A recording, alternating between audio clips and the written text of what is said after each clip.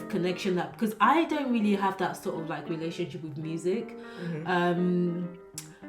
Like I've got music that I really like maybe a particular song that I really like or whatever, and I can rinse it, like when it first comes out, I can like literally put that song on repeat for like a whole week, and then after that I don't even think about it anymore. That's a kind of so like for me it's been like Tiwa Savage, Somebody's Son, even though I'm married. She's just letting all y'all know there's a ring on that finger. So I'm just like, but it's the tune, it's nice, you know. It's just like I'm done with it. I'm just like on to the next. So hi everyone. Yes, I am Evelyn. And I'm Lara. And this is the Once Upon a Naija podcast. And you should know our voices by now. Yeah, so speaking of music and the power and anticipation of it, I think it's an interesting form or art form to use for the topics that we've been speaking about lately. So last episode we spoke about ENDSARS and the protest movement that began a few years before October 2020, but had a resurgence last year. And I'm trying to make the connection with music. It wasn't really a smooth segue, but no, we can do this. Come on, tell us. Music is I think a really powerful form of communicating a message. And has been a powerful form of protest for Nigerians. In the past, more recently.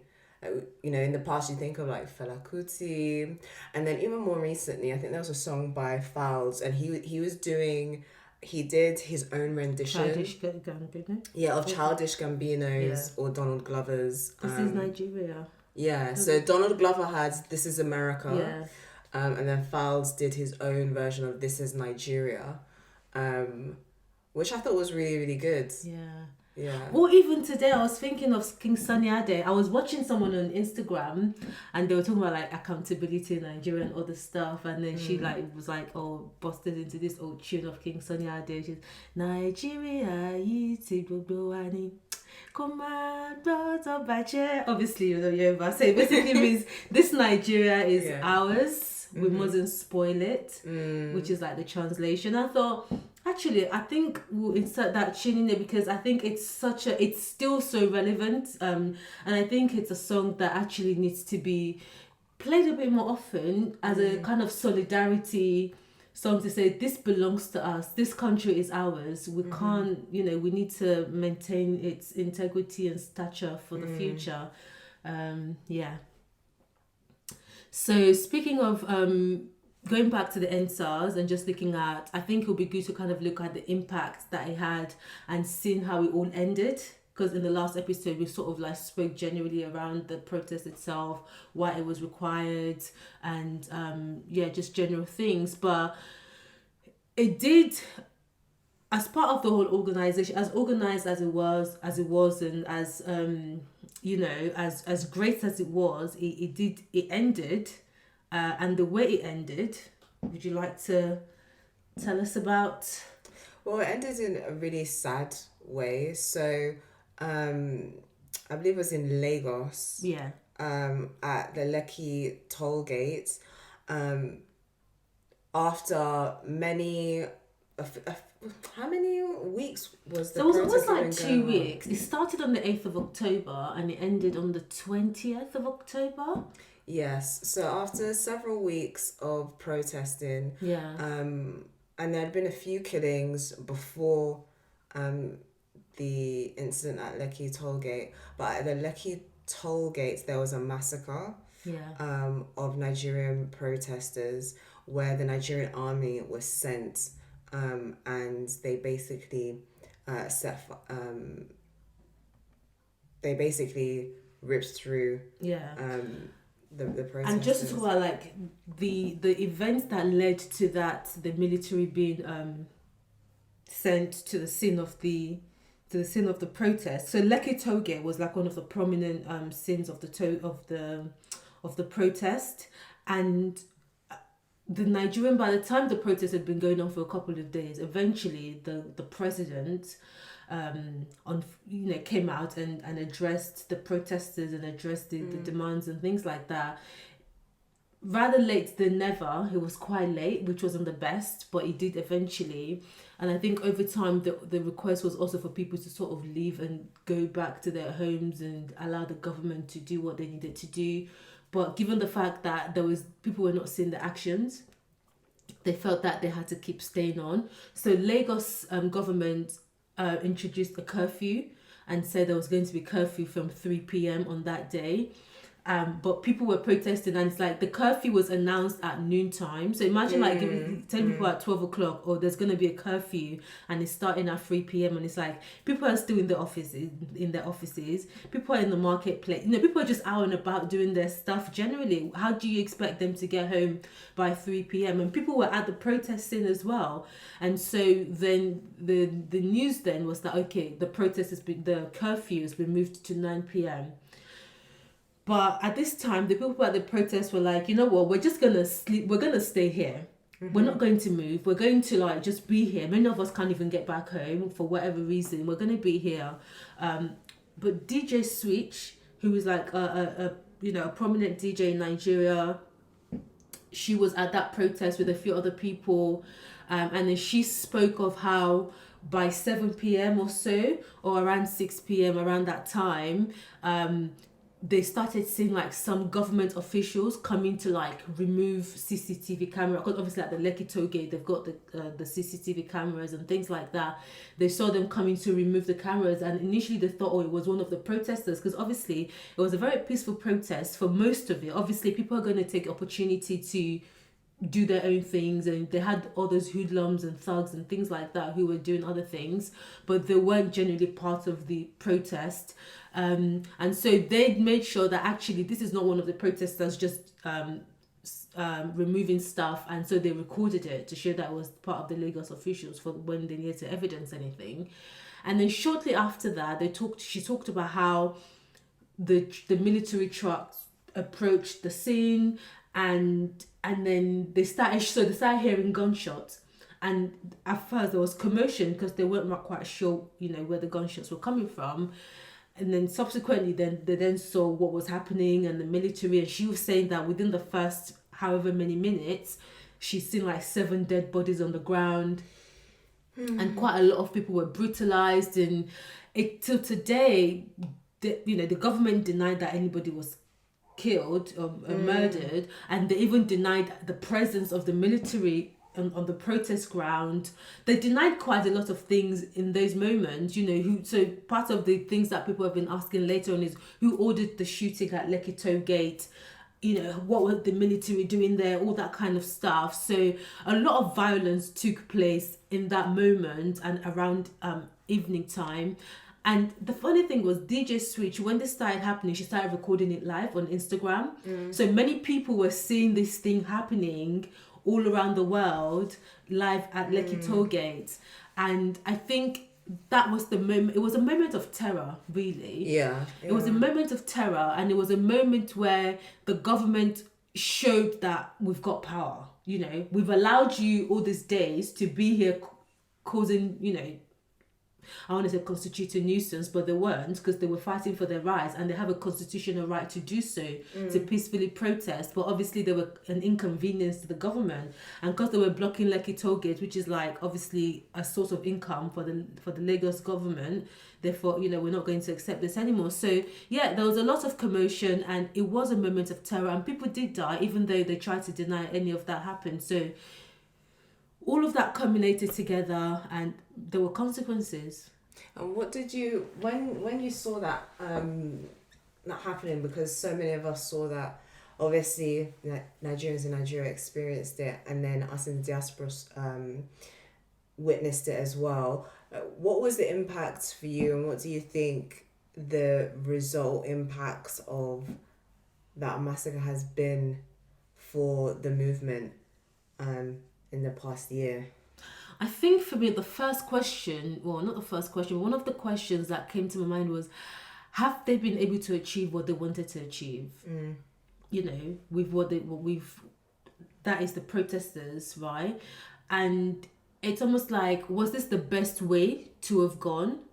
Because when he first started protesting at Lekkitollgate, not even protesting at Lekkitollgate, in terms of like the longevity of the protest, and also the fact that this whole leadership thing that we talked about at the beginning, because people were saying, well, you know, if they had a leader, then perhaps it would have been a bit more obviously curtailed, and maybe, you know, everyone would have gone home waiting for the leader to come and speak to them, kind of thing. But the defiance at the face of government was like, yeah, we're gonna stay here, but eventually the government showed that we've got more power and we're not going to stand for this anymore. So there was oppression in that, but you kind of almost felt like, oh, all of this organization we've achieved in the last almost 2 weeks, and the hope that we were almost reaching for, it almost kind of felt like everything dissolved in that moment. Yeah, I feel as though I think you're definitely right in that, you know, something definitely changed. Obviously, it was such a tragic and traumatic experience, and I'm sure a lot of people were like, this is going in a direction that is frightening. The way I see it, I think that, you know how I like to talk about taking that macro bird's eye view of things, and I think the ENDSARS movement and the succession of those protests is a moment that we should look at and see as like a first attempt, not first attempt, but one of the many attempts in trying to tackle bad governance and reclaiming Nigerian dignity and you know, defending, you know, of our human rights. And I think with that, with the ENDSARS movement and whether or not it's been successful, I think you have to look at the immediate in comparison to the immediate demands. They've not been met, so one could say it's failed in that regard. But I think, you know, so often we talk about I like to think of the larger picture around you know, development and progress. This is one chapter, you know, maybe even a paragraph, you know, in the story, in our story, in our narrative. And so young people are willing and do care actually about Nigeria and wanted to succeed in spite of everything that the government has done against Nigerian youth. So that's a very hopeful thing. So I think it's been successful in the sense that like it's captured imagination, spirit, heart of young people.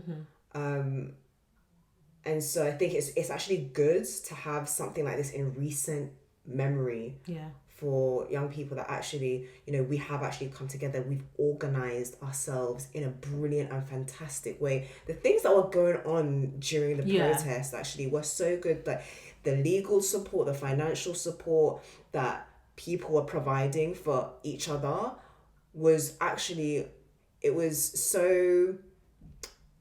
commendable. It was really good. And I think the organization is something that we must touch on a little bit, because, you know, we often speak of how chaotic things can be in Nigeria, and I think that was an example for the government to show that if you're not careful, we're coming for you.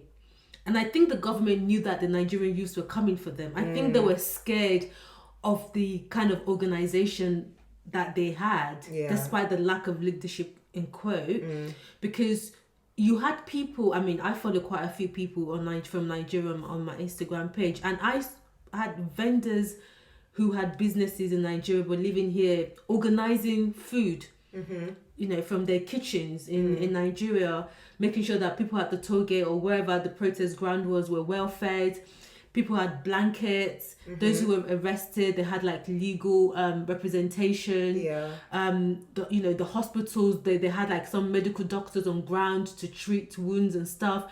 Even the fact that it was a non-violent protest, how they organized themselves so that they couldn't then say, all this, protesters, this was what they wanted to do anyway. They wanted to cause chaos and they wanted to like steal and all this stuff. Even though there was looting and there was banditry in the end, because of apparently the government eventually introduced chaos into the situation. But that wasn't from the protesters to begin with.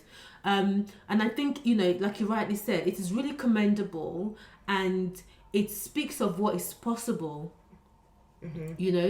and just in terms of the impact. So recently, I think today actually, I saw on Instagram that there is a summit that is taking place on the 20th. By the time this episode comes out, obviously the summit would have already taken place. But there's a summit that is taking place called Soro Soke Summit. And Soro Soke was a word, or should I say a phrase? A chant. A mantra. That became prominent during the protest. So Soke means speak up. And the Nigerian youth were saying, we are a speak up generation. We are going to speak up. We're not like our parents or, all this. And even that is a whole different conversation to begin with. Lara, we can talk about it. We can. We're saying speak up. Let's speak up. We'll speak up about that in a minute. But so the summit now is sort of reflecting, and it's really interesting what the schedule is actually. So they've got a few sessions, and they're going to be looking at the ENDSARS 5 for 5 demands. What's unfulfilled. So they're looking at what's been fulfilled, what hasn't been done, and then the next session is what's the way forward for the messengers of hope. So I guess for those people who have sort of like kept the light ablaze and all that stuff. Then they're asking the questions: who ordered the shootings? Because we can't act like it didn't happen, and we need to hold the government accountable for what they've done. So that's the question. Then the next one is the judicial panel. Judicial panel reviews and merits and stuff like that. And they've got quite a few interesting people on that panel. One of them being Fawz's dad, who is like a prominent lawyer. He's been a lawyer for he's a very respectable senior advocate of Nigeria actually. This lady Aisha Yusufu, again one of the prominent figures of that protest. So for me, it's quite encouraging to know that a year on, this sort of organization is still happening. Because so to the government, it might look like, oh, they've all gone home. But to know that underground, and there are quite a few groups that developed from this whole protest. And it's interesting I feel like a lot of things is happening underground that we don't know about. And I feel like come the election in 2023, I'd like to. It'll be interesting to see what happens. So I feel like that's one of the impacts of this protest, in that it's been the stepping stone for the future. And although everyone's gone back into their own corners and they're doing stuff, I don't think they've been silent. I think they've been working underground. Yeah, and it's very encouraging. It is very encouraging, actually.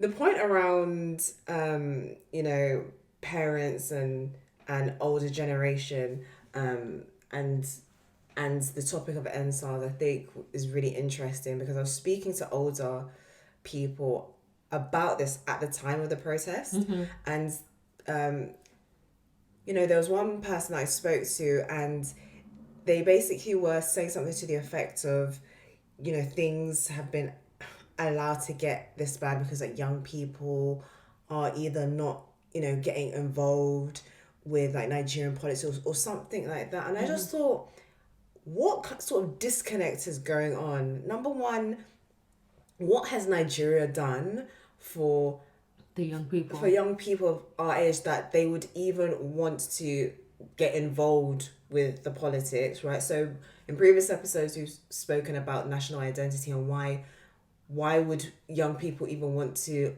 What's pledge the allegiance? solidarity? Yeah.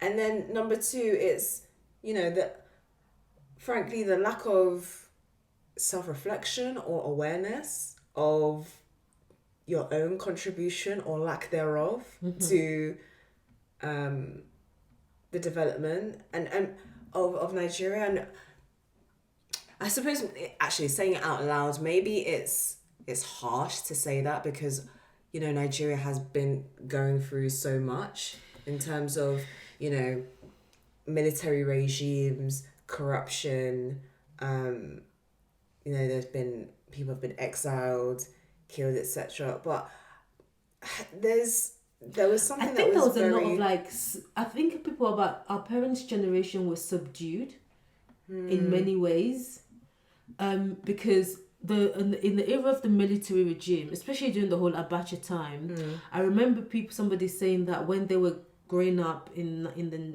early 90s in university, it was quite common on university grounds for students to be protesting. They were protesting for the military to go away. They were protesting for a lot of things.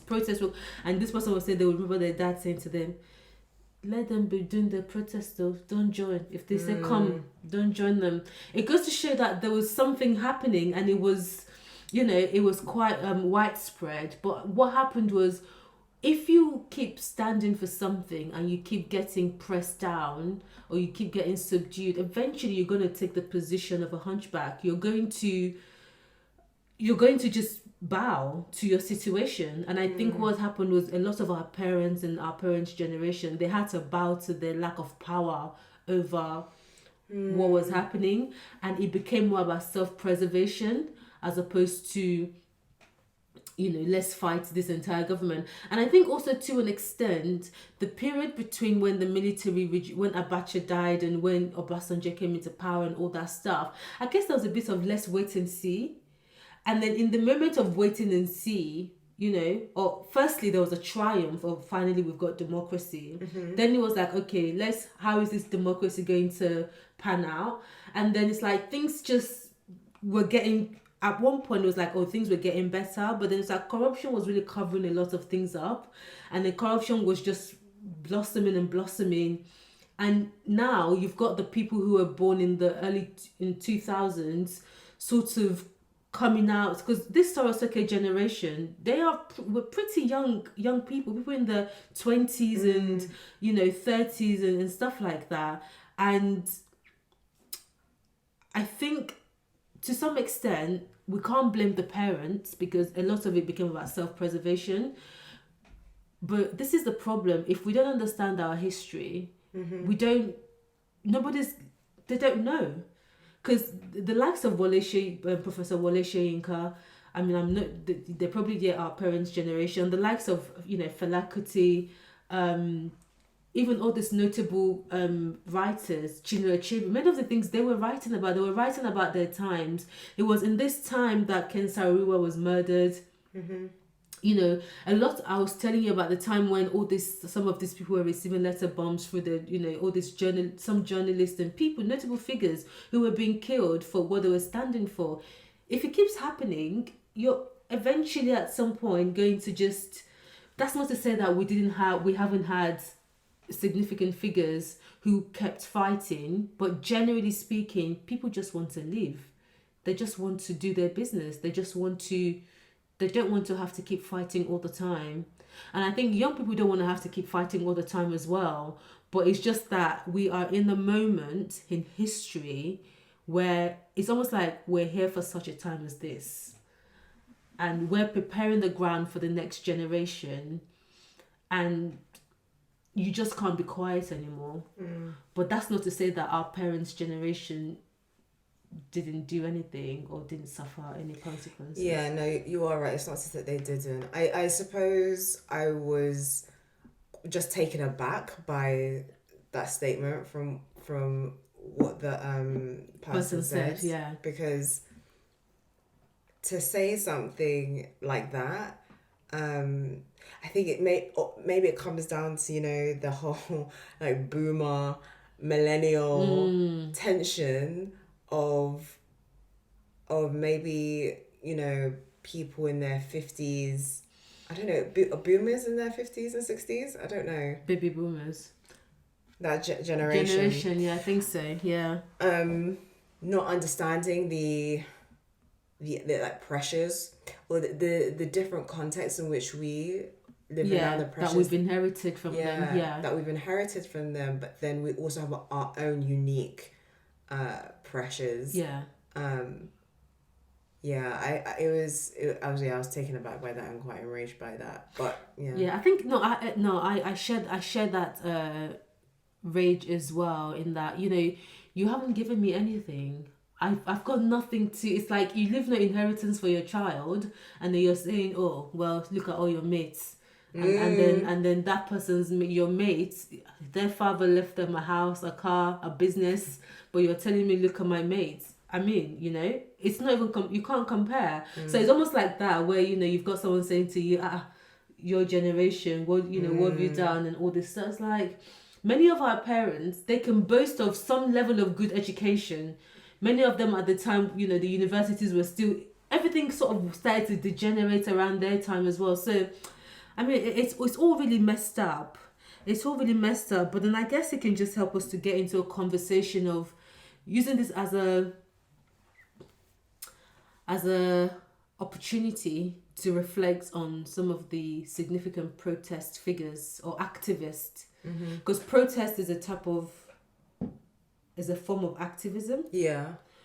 And just looking at the different ways in which protest can take place. Because I think one of the unique things about these ENDSARS was the different ways in which it was happening, right?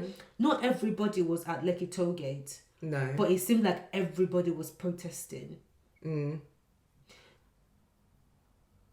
And every form of protest was effective to some degree. Yeah. So people were on their social media literally like sharing articles, sharing posts, making sure, because by sharing and all that stuff, you're making sure that it's getting more of a wider reach and it's getting to different people, because you can just be seeing it and not do anything about it and no one is going to see it. Yeah. So there was that social media. Yeah, and I think that's no, it's a brilliant form of, you know, getting the message out there, and also something to be very careful with as well. Yeah. Because when you're posting things online, obviously, then, you know, a lot of people will forget even like their location is on their phone. So that does provide data to the powers that be of like where protesters are.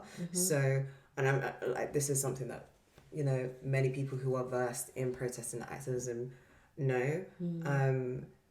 So I think that is a form of protest that's something that is important to take into consideration. I think it's been really, and what was really powerful about the fact that we can use social media for protest is that you can get that news to the diaspora, and then the diaspora can also, you know, apply pressure in different ways. Yeah. So one of the ways in which that was done was, for example, in the UK, there was pressure from the Nigerian diaspora for the British Parliament to not only speak about what was happening during the ENDSARS protest, but to also enact sanctions. Yeah. On Nigeria. What do you think of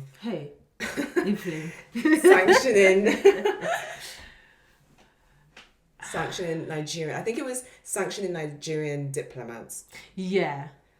Not necessarily economic ones. Yeah. But what were your thoughts on that? I could speak about it from the angle of who it's coming from, and it's like, are you know, this is part of your mess, kind of thing, and just thinking, I don't know how to articulate this, but just... So the fact that if the British did sanction Nigerian diplomats, is like Britain has a legacy of creating a situation like this? Yeah. So it's almost like you've contributed to this mess that we're dealing with, and it's almost like, do you even, you know, when your parents say to you, you know, you can't talk, because you're just as bad as So for me, it's in the ways I was like, you can't talk, but I welcomed it as a legitimate, even if it's just in the immediate term. I welcomed it as an immediate form of punishment in a sense. If it was going to serve the function of I guess of sanctioning these people and causing them to take a moment to reflect and to have consequences for their actions, because in many ways Nigerians knew that there was no consequences for this government officials. Like there's nothing they could do. But if there is a country that they look to, many of them are always coming abroad for their medicals. Their children are abroad. If the UK can just say, we don't want you until you sort out your own house, so you put your own house in order. There might be hypocrisy in the whole thing, but if it gets the job done, I'm here for it, basically. Yeah, that's interesting.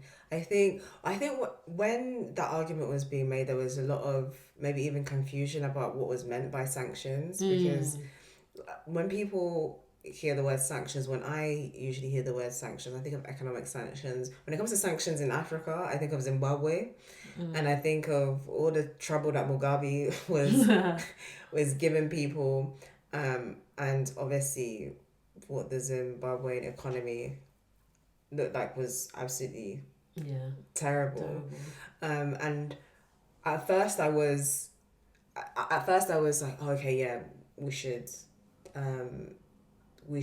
have sanctions on Nigeria. And then I think later on I was like, I don't think that is going to be helpful.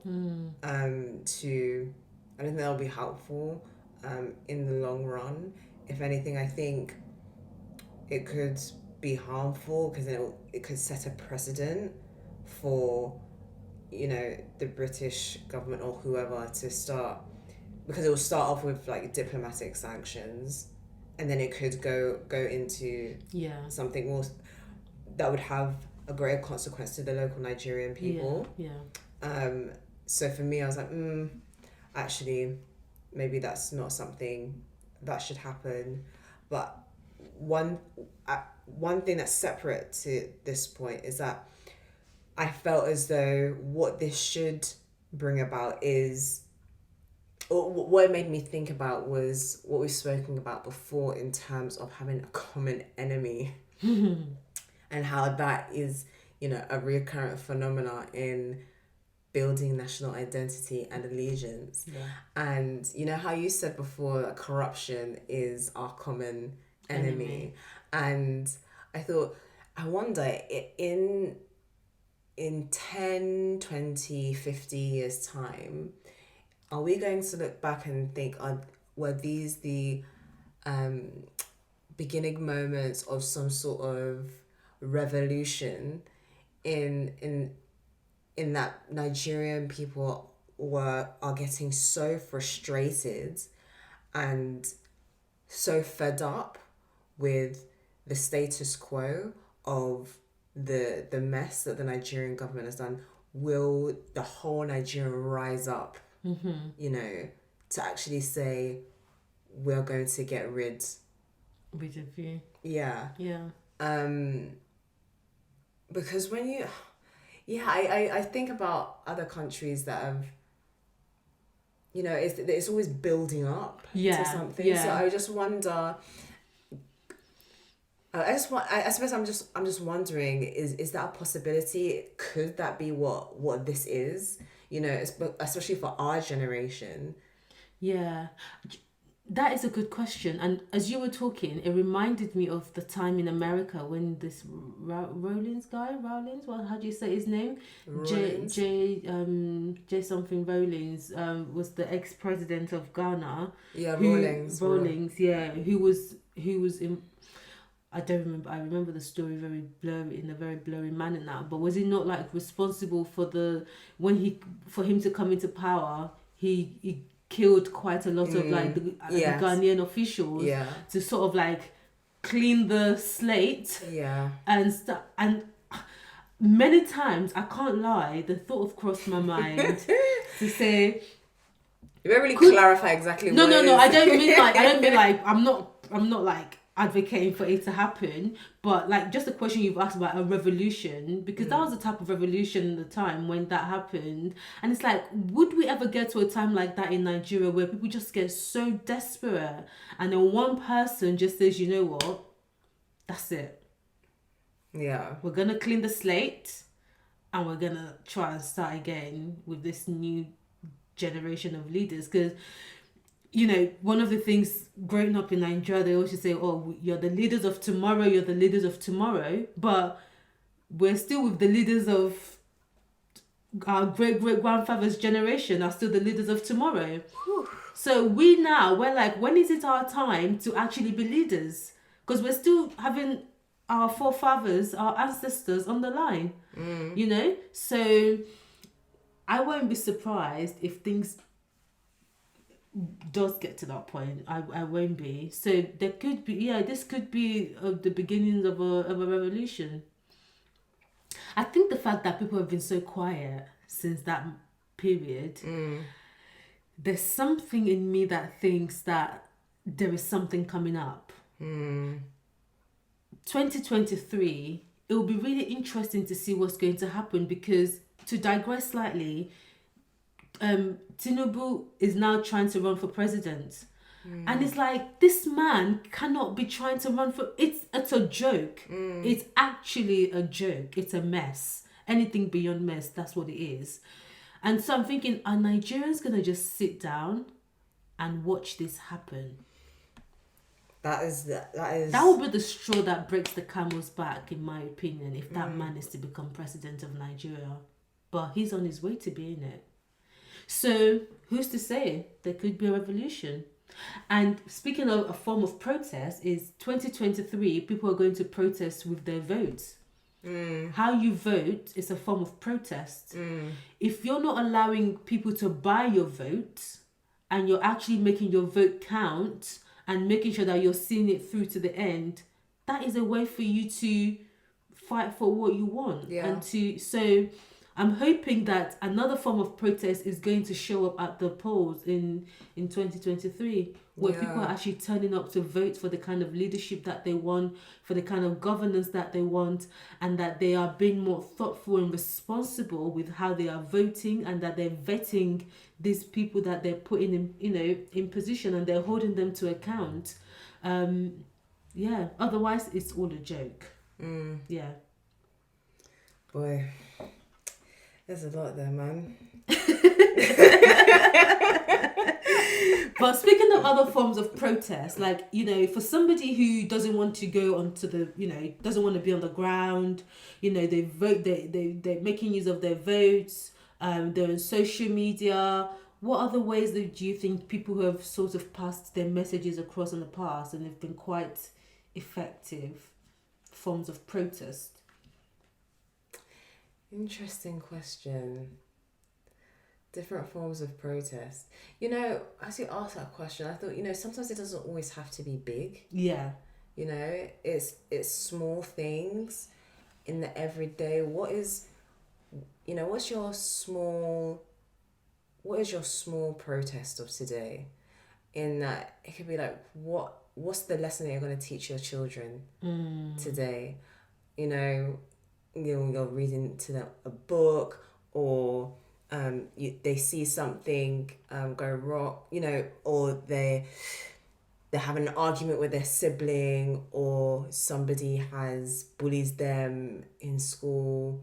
I mean, that's just, in a family, like a parent-child situation. But I think that's what immediately came to my mind, because so much of change happens in like small ways. Yes. And these you need these big moments to point to something and to give that vision looking beyond the horizon. I think there's the small things in the everyday that we can do. I mean, what could that look like? What I'm hearing you say to some degree is about because it's individuals taking the risk, because it's like you can't wait for a big moment, or you're not waiting for a big event or this like savior to come and change the whole thing, because the truth of the matter is one person can't change it. As a matter of fact, 100 people can't change it. Everybody is an agent of change, and it's in your own little society, your own little, space, and in your daily actions, because corruption, we speak about it, it's our common enemy. But when you decide not to participate in corruption, every time you decide not to pay somebody for something that that they're supposed to provide for you, or when you decide not to pay somebody to hasten the process, and you actually wait to follow due process, you're protesting against something. You're saying, I don't want to participate in corruption. Because every time and I know it can be really difficult. It's easier to say that, sitting across the pond here where I don't have to pay anybody for anything. But I think a bit more consciousness in those day-to-day engagements, because sometimes it just becomes, that's how we do here, and that's the frustrating thing, when it's like everybody accepts this as a status quo, and it's like, this is how things are. It's never going to change. So yeah, you're right, with parents and children, with teachers and their students, people in their places of work, with the employers and employees, and employees, I think what you said is really important. I feel like those little things, what is it they say about little something making big fire? It's the little things that actually sparks the big events that causes the big changes. And I think that is probably more powerful than a one-off protest once. Well, maybe not more powerful, but it's probably just as powerful, if not more, than a one-off significant moment. Because that's also long-lasting, in the sense that you're not just causing change for a moment, but you're building a legacy for the future that then becomes a culture of, okay, this is how we do here in this country, this is blah blah blah. I don't know. So that is a form of protest. But I guess the question then is it has it been worth it? Or would you, if you had to go back, is it worth it? Is it ever really worth it? What, protesting? Yeah. Absolutely. I think that's how you progress. There's always a great tension between the current status quo and what you're striving for, and protest is one of the ways, and often the way, in which that is done. When you look at all the histories of great nations across the world, from the west to the east, or however wherever you're placed on the map, there is always some great movement, whether it be a small protest, freedom fighters, revolution. It's always worth it. I mean, listen, I cannot say that it's not worth it, because I'm here, and there are freedoms that I'm enjoying. Because of the sacrifice and efforts that others have made. I think. And I think, if anything, I just have to live in a way that honors that. So not, really engaging more with the history of the country, with different communities across different sectors and industries. I think that's what's important, because we have to make it worthwhile, especially for those who have died. That's the reason I've asked, is it worth it? Because some people might look and say, well, however so many people have died, was it really worth it?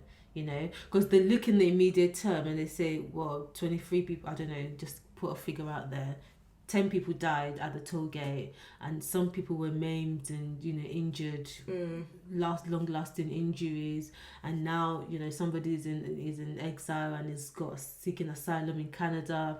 Somebody's house got burnt down, what their family has worked for all these years. Some people lost their jobs. Some people's bank accounts were shut down, and maybe they've now gained access to it. But for a period of moment, they lost access to their funds. Somebody's passport was taken. You know, it's just like so many consequences as a result of this protest, or you know, not just this particular one, but just in history as well. And then people can look back and be like, all these things I gave up so much for, was it worth it? From that person's perspective, I guess if you don't see the result of what you're fighting for, it would make you question if it's worth it. If after all these years, the SARS are still on the road, after all this time, they've given them a change of name and called them something else, but the essence of them is still there. If after all this while, then for a period of time, it can make one think or question the worthiness of it all. I think, I wouldn't want to dismiss, you know, the frustration that people would feel, and the doubts that people would have. I just think, again, I think that's why what we're doing is so important, to remind people and encourage people, maybe not necessarily remind, but encourage people to remember that a lot of what we're doing is for our future, and for our children's future, and that we are also, there are freedoms that we're experiencing, and there are things that we take for granted that we don't even know we're taking for granted now, because somebody fought for it. And so we're just like, oh yeah, sure, like why wouldn't XYZ happen for me? I mean, I right now all I can do and say is encourage ourselves. And I think it's a nice way to kind of segment and end this episode by looking at those who have kind of gone before us.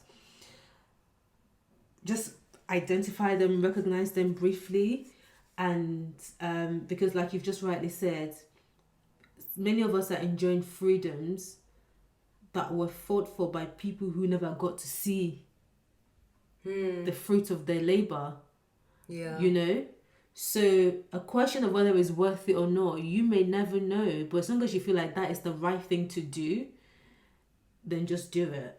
You know, as you're convicted and as you have the capacity to, then just do it. So let's just talk very briefly to round up about some of our notable activists, and not necessarily, I mean, many of them protested, but we know like protest is a form of activism. But yeah, just the activists that we know of. Again, I've mentioned Wole Soyinka many times. I think of him as an activist in this. It was a political activist. Like he actually went into exile to Paris during the whole military regime, and obviously is a great author. And one of his quotes, it said, "The man dies in all who keep silent in the face of tyranny." If you keep silence in the face of tyranny, the man dies. And then one of my other favorite, Ken Saro-Wiwa, the writer businessman, the Ogoni man who fought for, it was the environmental activist fighting for the environmental situation in Ogoni land. I remember again a quote he gave at the time when he was about to die. He said, "I tell you this, I may be dead, but my ideas will not die." And you know, we can see today that Ogoni land is not where it should be, but it's not where it was, and it's on a journey to recovery. And many people, the thing is, when he died, that the whole fight did not die. Many people picked it up, and the journey has continued. So yeah, anyone's for me, a woman that I find really inspiring is Aisha Yeshifu. Mm-hmm. And I think her boldness and bravery in her speaking online and being so forthright and bold in her critique of the government and the current situation in Nigeria is something that is really something to behold, quite frankly. I think when we look back in history at the ENDSARS movement, there are some images that we will see. Yeah. There's the image of the Nigerian flag bloodied, right? Remembering the massacre that happened. But there's another image that we have, and it's of this woman, Aisha, standing in the middle of a crowd with the Nigerian sun beaten down. But she is stood in the face, literally in the face of tyranny. Guns pointing at her, her fist is up. And she is literally telling people, no, I'm not leaving. We're fighting for our people, for our children, for our country. And that is such a beautiful image. And when I saw that, I really welled up, because you have this woman who was like defenseless. Yeah. And you speak of her, you remember her most fondly from the ENDSARS, but she was also a notable figure with the Bring Back Our Girls. Yeah. She, her and Obi Ezekwesili, they founded that movement of Bring Back Our Girls, of the Chibok girls. Yeah. So those are women that I'm really impressed by. Chimamanda Adichie. To some degree, here we go. Ding ding ding. Is that I haven't mentioned her in a while. But she doesn't come across as the immediate, she doesn't come across as an obvious activist. But the whole I use this word with all sense of restraint, but the whole feminist movement, and not movement, but feminism as we know it to some degree, especially amongst Nigerians and stuff, some of the ideas that she's not introducing, because they're not from her originally, but some of the ideas that she's trying to propagate and just sort of make more popular, or just try to get people to think about stuff, because we're talking about what is protest. It's not just about you going out and all that stuff, but even in your writing, the kind of ideas and the sort of equality that you're fighting for, because in many ways there's a kind of equality that she's fighting for that I agree.